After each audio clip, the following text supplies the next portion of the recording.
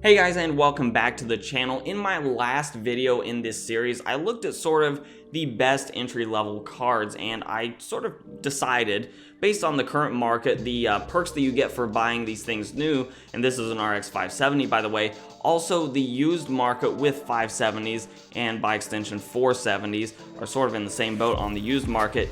These are about the best entry-level cards that you can get if you're putting together a somewhat low-cost gaming PC.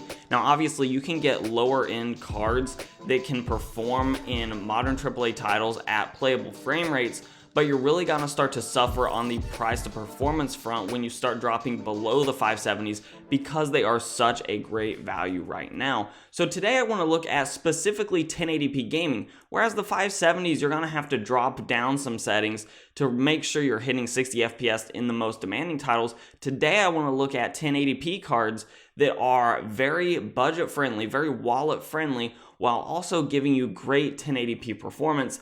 And no surprise here, if you've kept track of the GPU market over the last several months, the RX 580s, this is sort of my stand-in prop 570, but the RX 580 is going to be the big winner, at least on the new market. Now, of course, the current cards that are really geared towards 1080p gaming would be the 580s for the AMD side of things, and really the 1060s right now for the NVIDIA side of things.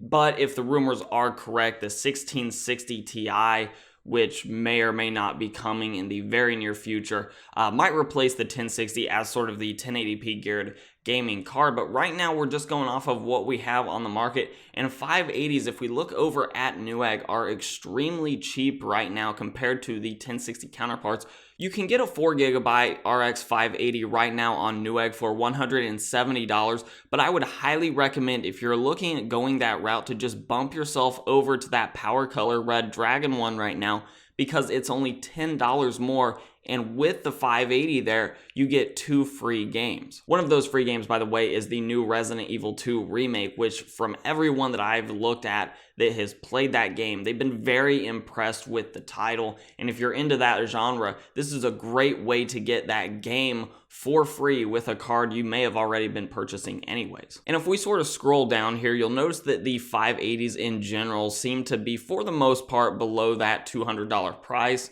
Now, obviously, there are several models that are over the $200 price as well, but it is not difficult in any way, shape, or form to find these 580s, 8GB, and again, this is a 570, not a 580, but you can find these 580s with 8GB of DDR5 RAM for under $200 very easily, and most of them that are under that price come with 2 free games as well. And now for completion's sake, we're looking at the 1060s over here on Newegg, and you can find some refurbished models here for less than the 580s. However, I do want to point out these are 3GB 1060s, which have less CUDA cores than the 6GB cousin 1060 that they have there. So the 1060 6GB version is going to trade blows with an 8GB 580, but a 1063 gig version will not at all trade blows with the 580. The 580 was going to win that battle pretty much every time, with the exception of some games that are just geared heavily towards NVIDIA.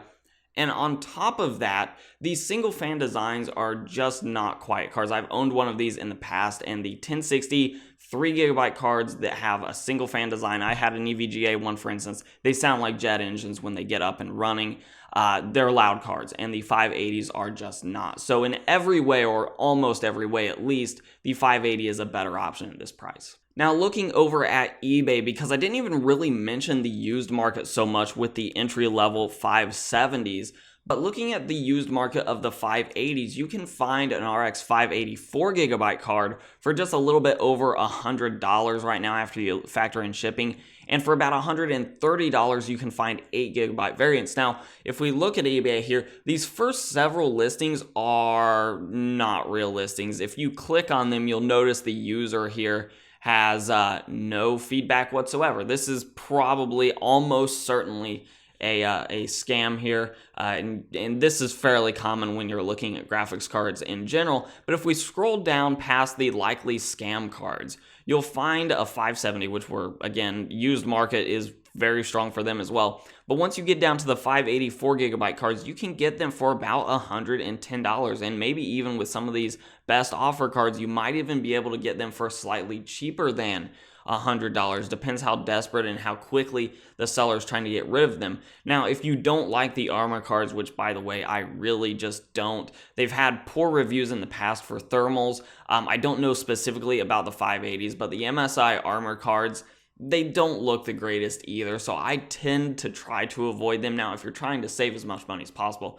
go for it. I would expect a 2-fan design like that would be just fine for cooling under most circumstances, but you can even find some other variants once you scroll down a little bit for maybe just slightly more. So like these Asus cards, I've seen several of these in the past week or two that have cost a little bit over $110. As we continue to scroll down through, I kind of want to find an RX 580 8GB card. And after scrolling down a little ways, we do start to see some of these 8GB cards. There's this XFX one for $130. Though again, it does have a best offer option, so you might be able to get it for cheaper. And then you do have another Asus card. This is an 8GB variant for $131 after shipping. So again, you can find these cards for very cheap used if you're willing to go that route. Just understand there is a very good chance that these used cards were used for mining. If that makes you a little bit nervous, or if you're looking at buying one of those games that comes free with a new 580, you might want to go the new route. If you're not interested in those games whatsoever, the used route is also a great option. And now an honorable mention goes out to the GTX 1070, and I actually do have a prop here of a 1070. This one is broken right now if you watched my last video about this 1070 artifacting, but if you are into high refresh rate 1080p gaming and you are on demanding titles, so a lot of these single player AAA titles that aren't so much geared towards multiplayer, then you may need a little bit more horsepower than something like a 580 has to offer or a 1060 has to offer. A 1070 would be a great option if that's the route you want to go, especially now that FreeSync monitors will work with NVIDIA graphics card in the NVIDIA control panel. So especially if you have one of those monitors that is actually certified by NVIDIA, then it may be a great option to get a 1070 and be able to have high refresh rate 1080p gaming with great eye candy and having your settings pretty much maxed out along with adaptive refresh rate. It's one of those things, once you get adaptive refresh rate, it's really hard to go back. And looking at pricing on eBay, you can find a 1070 all day long for about $220, $230 right now, and check your local marketplaces. Obviously, prices fluctuate all the time. If you're watching this video a week after it posts, these prices may be completely gone and they may have changed completely. Alternatively, maybe something happens. I don't foresee there being a flood of used cards in the market, but you never know. One of the reasons right now the RX cards, the 570s and 580s, are just so cheap used is so many people have been offloading their old mining cards, which is why I say there's a really good chance they were used for mining. But that's also why there are so many new cards that are on Newegg that are so cheap and come with such good incentives in the way of free games for the AMD side. I suspect AMD just overproduced the cards, and then when the mining market crashed, they were just stuck with all of these brand new cards. And it's great for gamers at this point, now that the mining craze is over, because there are these cheaper graphics cards available that will get you up and running at 1080p gaming at excellent frame rates. And those are my picks. Maybe you disagree with them, maybe you don't, but I would love to know what's your pick for 1080p graphics card in the comments down below. You can follow me on Instagram and on Twitter at Hoosier Hardware. I'll just sort of leave that stuff down there. And as always, I'll let YouTube queue up a couple more videos from my channel for you to watch. I'm Shane with Hoosier Hardware, and I'll see you guys in the next video.